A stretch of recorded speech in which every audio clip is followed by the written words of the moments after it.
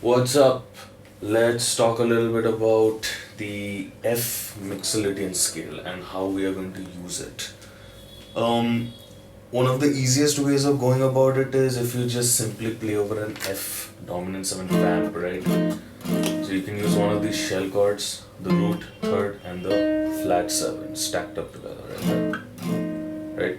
So this will give you the main three notes that you always need to take care of, and the other one is the fifth, which in this case is going to be the C note. So you have F, A, C, and then E flat. These are the four notes that build up the F dominant 7 chord, which is the related chord for the mixolydian scale, or the chord scale, so to speak. Anyway, so now when we are playing over it, the idea is to create phrases, and ideally on the strong beats, which is your beats 1 and beat 3, you might want to target one of these four notes or maybe bend into them. It doesn't really matter as to whether you follow the mixolydian scale, but try to, whatever you do, just try to do it tastefully. Don't just try to do it without thinking, Experiment a little, sit at home, create some phrases for yourself, create some ideas for yourself, and then try to apply it, see how it sounds like. Record yourself. But anyway, back to the topic. I have a little backing track lined up for you that I found online by Guitar Improvisation. I'll share the link in the description below, where you'll also find other details like my website, my email. If you want to learn from me, you can actually shoot me an email down there, or you can go check out my website for a few other free lessons. You can check out my YouTube channel for a few other free lessons and stuff that I do. If it interests you, share it, contact me, etc. Anyway, back to the topic again. Let's hit this F dominant 7 chord, and I'll just keep playing and I'll try to speak in between to tell you what I'm doing. Let's see how that works out.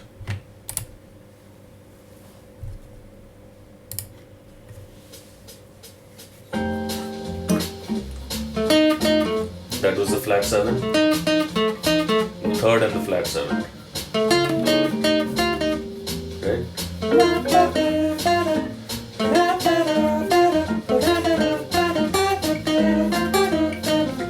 So I'm really targeting that flat 7 there, right? Now the third. Singing always helps.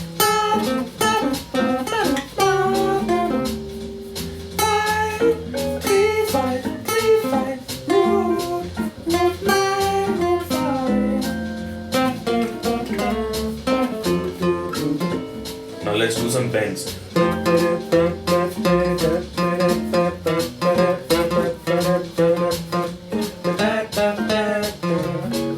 So I'm targeting the root by just bending the major 7 to the root. And then I did the same thing by bending the flat third to the major third. Like, that's a very common thing to do. So rather than sliding in there, I'm bending it.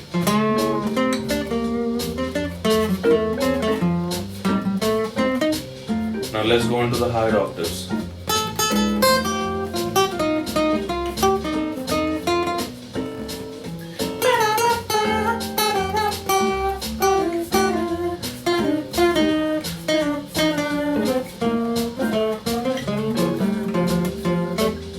So as you can see, one of them was the 6th, and that sounds very nice, right? Because in this particular case, we're vamping over an F dominant chord, and we're following mixolydian, so we can add the 13 or the 6 as an available tension, right?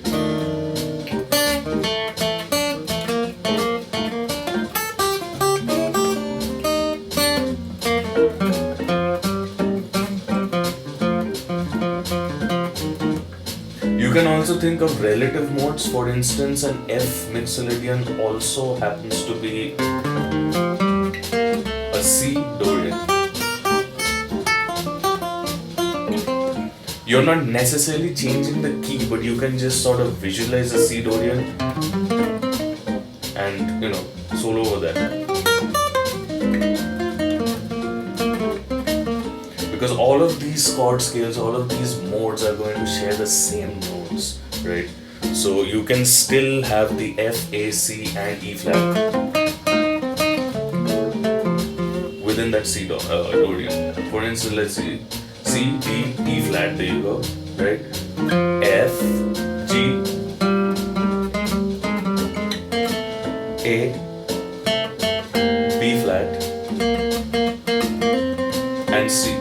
So you got all four of these notes. Then you can try some chromaticism. Going down and like chromatically from the root to the flat 7. You can do the same from the 6th to the 5th. Right?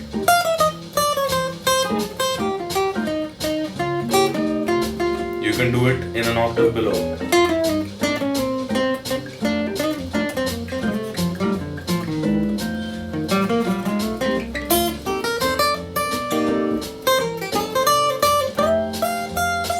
Now the next thing to keep in mind is your dynamics and your articulations, right? That is very important.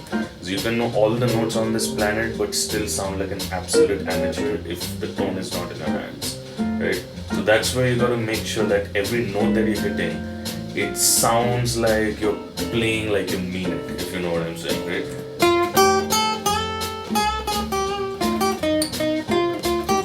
The easiest way to know it is, if you're really playing it like you mean it, you are going to make faces in most cases. Some people manage not to do that, but I can't help it for sure. Now let's do some dynamic change.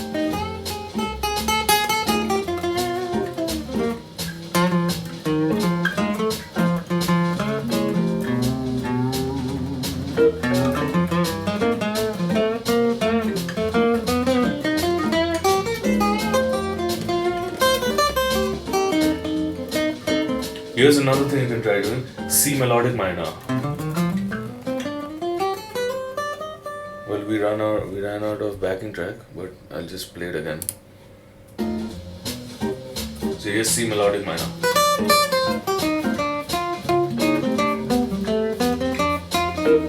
The reason this works is because I was sort of using ideas rooted from it.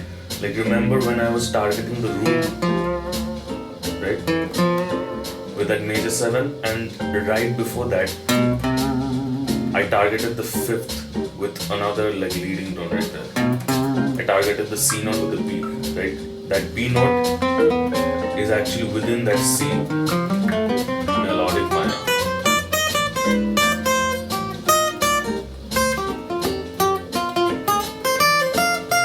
So you can sort of borrow certain notes from there, certain ideas from there during the weaker beats, which is your beats 2 and beats 4. This is where you can actually create some tension and then again come back on the strong beat to make sure that you don't sound like a complete train wreck. Right? Such as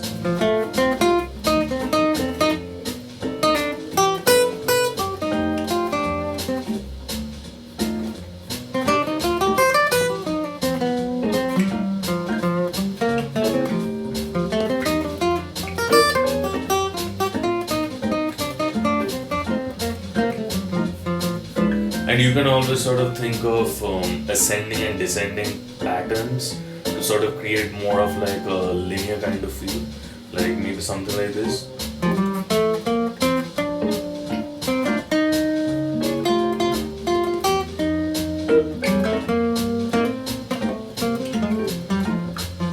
You can do it backwards.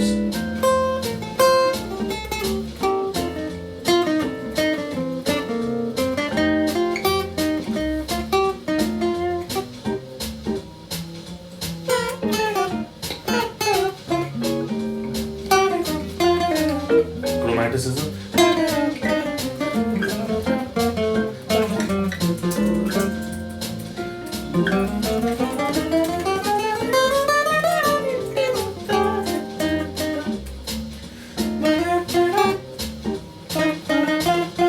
Visualize chords over it. There's a dominant 9.